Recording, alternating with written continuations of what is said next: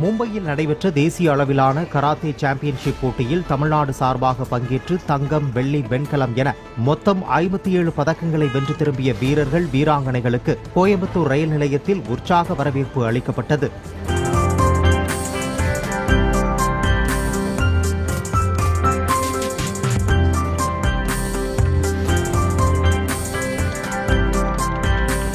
ஆசிய மற்றும் தேசிய அளவில் வெற்றி பெறும் பள்ளி, கல்லூரி மாணவ மாணவிகளுக்கு சிறப்பு சலுகைகள், ஸ்காலர்ஷிப், விளையாட்டுக்கு தேவையான உபகரணங்களை வழங்கி ஊக்குவிக்க வேண்டும் என வீரர்கள் மற்றும் வீராங்கனைகள் கோரிக்கை வைத்தனர்.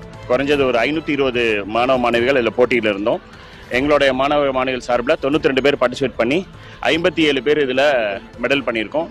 24 கோல்டு மெடலும், 17 சில்வர் மெடல், 16 பிரான்ஸ் மெடல் இதில் வின் பண்ணியிருக்கோம்.